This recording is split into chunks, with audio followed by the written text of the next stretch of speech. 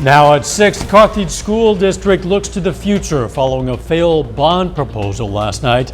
Plus, the Joplin Police Department puts together a display on their front lawn. We'll tell you why. And we hear from the residents in Brownsville, Kansas about the damage that was caused from last night's storm.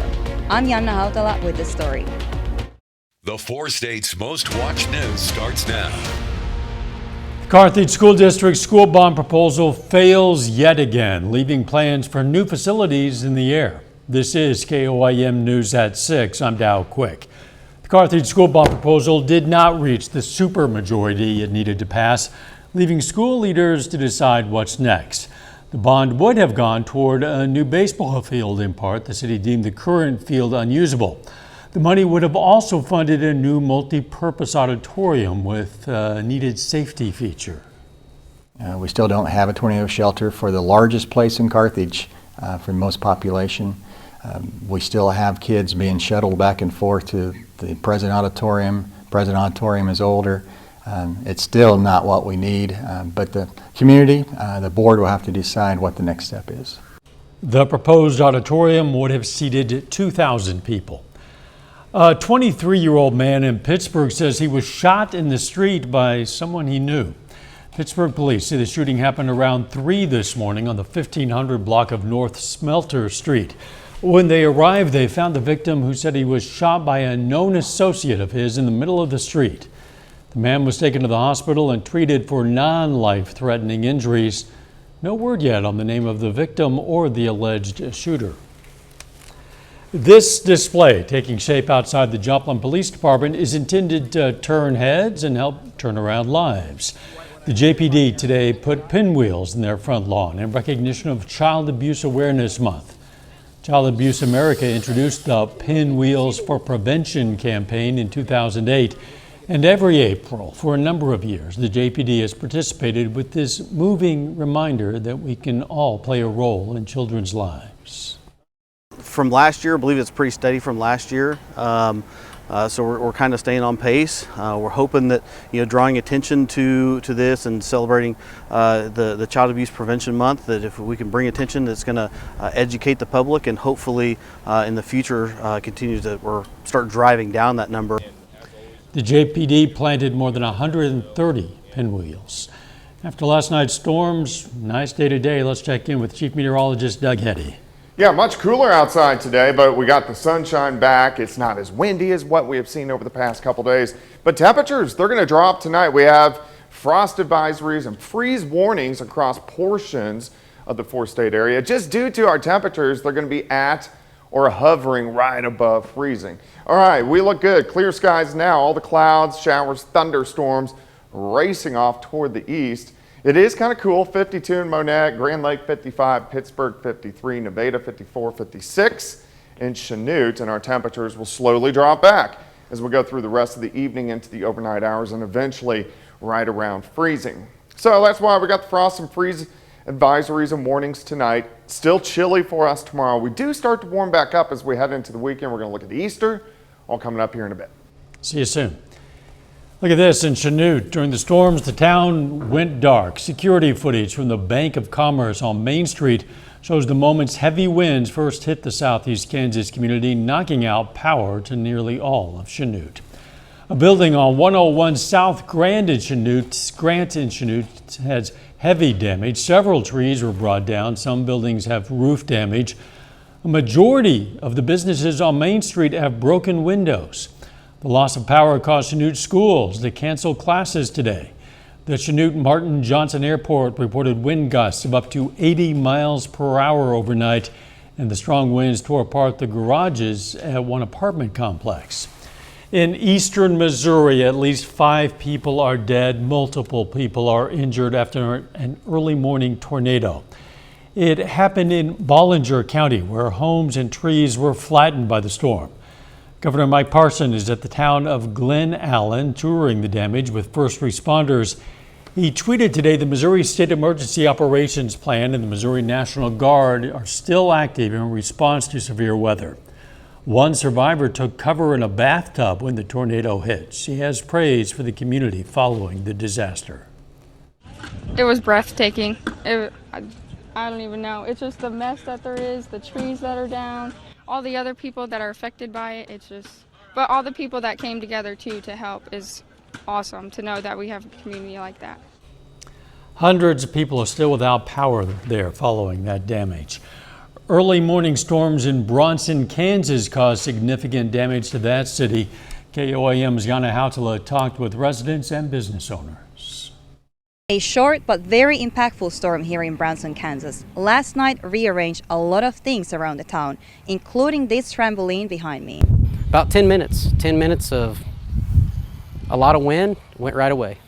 Whatever you can see behind me is the result. A lot of limbs, but we were pretty lucky. This just decided to come over backwards. Residents described the strong wind sounding like a tornado. Another local business losing their roof expects to be back open the following day. The same roof that blew off we replaced last year. So a brand new roof I think was around like $47,000, and that whole thing is what came off. So we obviously couldn't work today. Based on what the roofers told us that put the roof on, it had to have been at least 100-mile-an-hour winds in order to blow that off. Kelly Perry from Perry's Pork Rinds says a gas line busted from the storm, which caused part of the community to evacuate the area around the gas line in the morning. Everyone was really concerned with the gas, that we could hear it. Literally 2 blocks away, you could hear the gas line, like it was extremely loud. It sounded like just a tire had blown. I've never heard anything like it. Perry's business provided free coffee for residents while helping each other to clean up. It just looked like total destruction.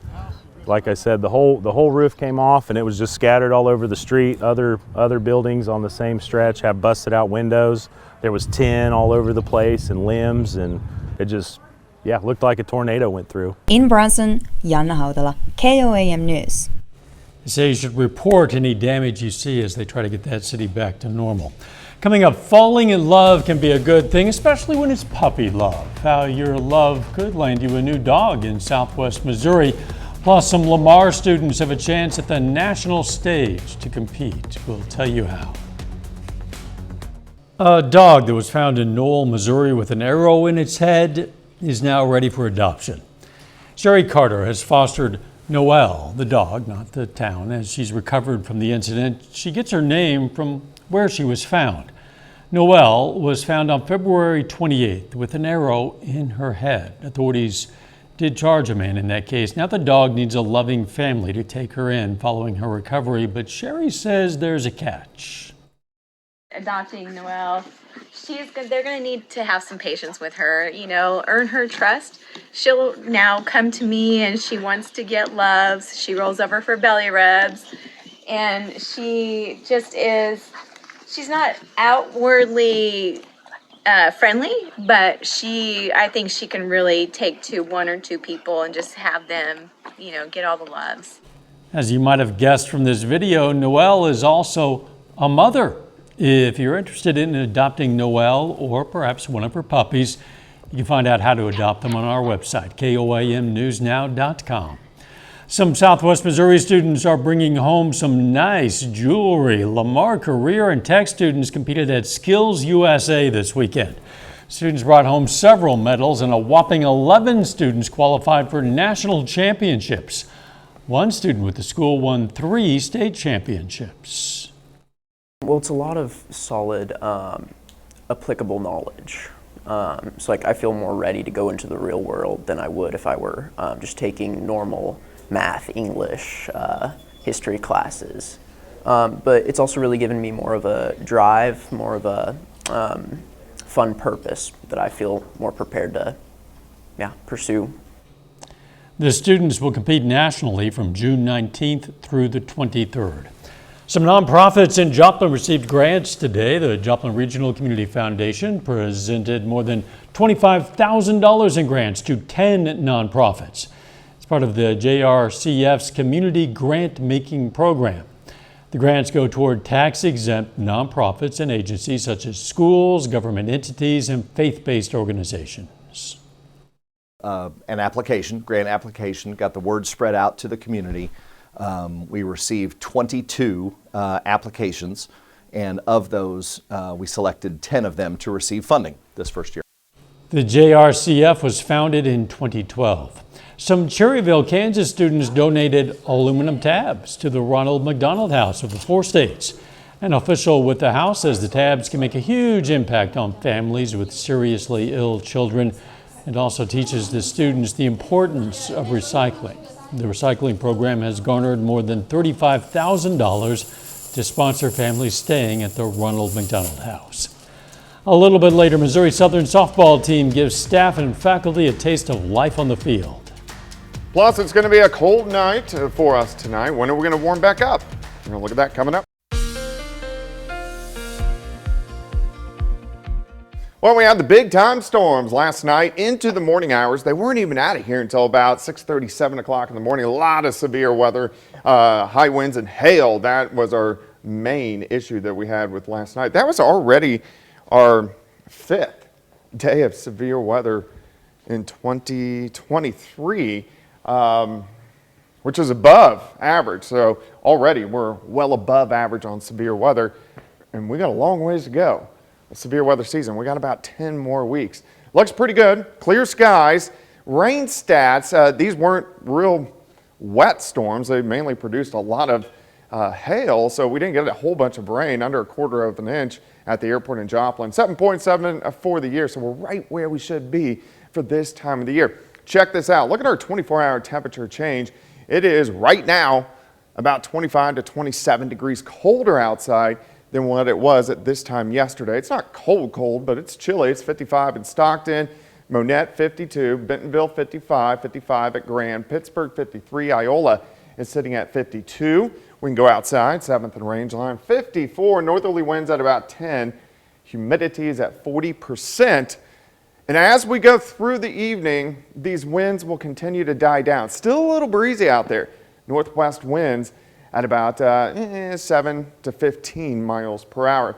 As we go through the rest of the evening, we slide back through the 50s, 40s, but eventually later on tonight, most of us are going to sit in that 32 to 35 degree range. So that's why we have some frost advisories and a freeze warning in our western counties. So if you do already have some plants outside, maybe bring them in or cover them up just in case. All right, clearing out. We look good behind the storm system that gave us all the showers and thunderstorms. Now, big line of thunderstorms across the eastern third of the country. Here's our next little system. It's not going to do a lot, but it will give us a few showers on Easter and then also the day after. Let's go through the next 48 hours.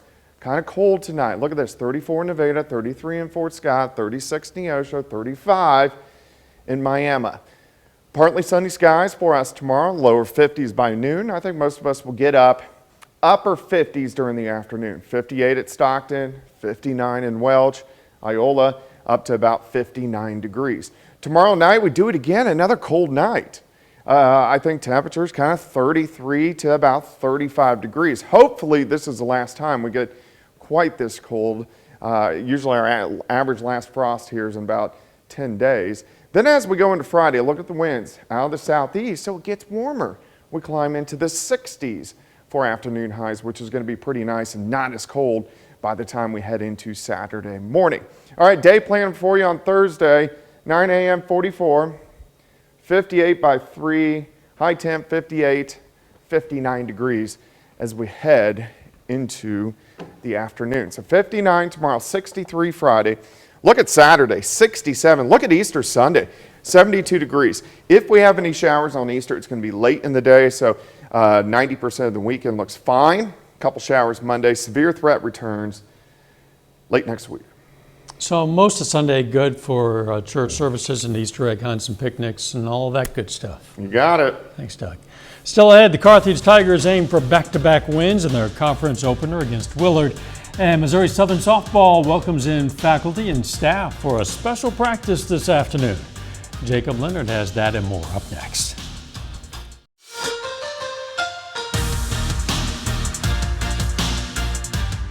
The Carthage Tigers snapped a 7-game losing streak last night, beating Seneca 3-2 in extra innings.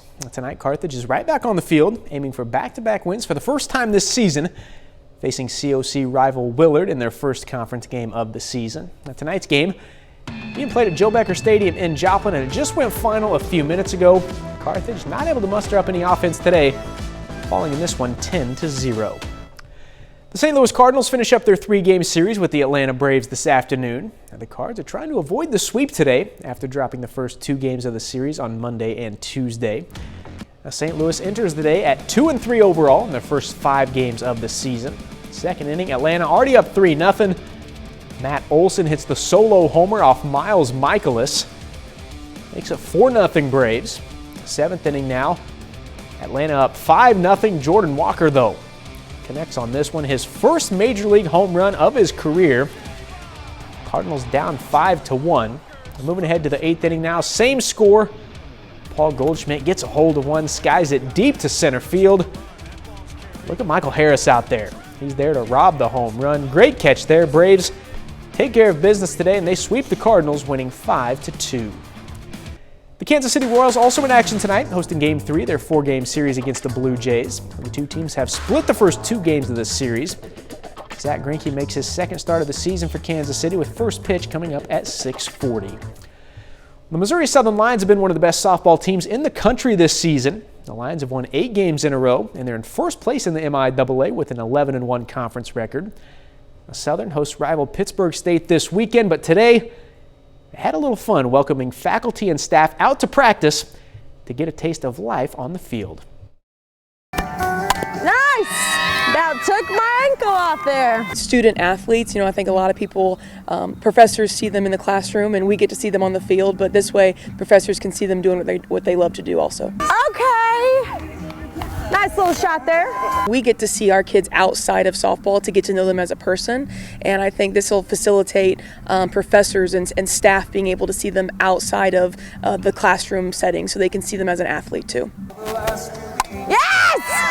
I'm excited for our kids to interact with them as well, and just to see, the two worlds collide, basically. It was so much fun. I had some girls that invited me, and I was so happy that they did because they're doing so great this season, and I wanted to watch them and I wanted to participate. Ooh! Nice. I was kind of proud of myself that I actually made contact.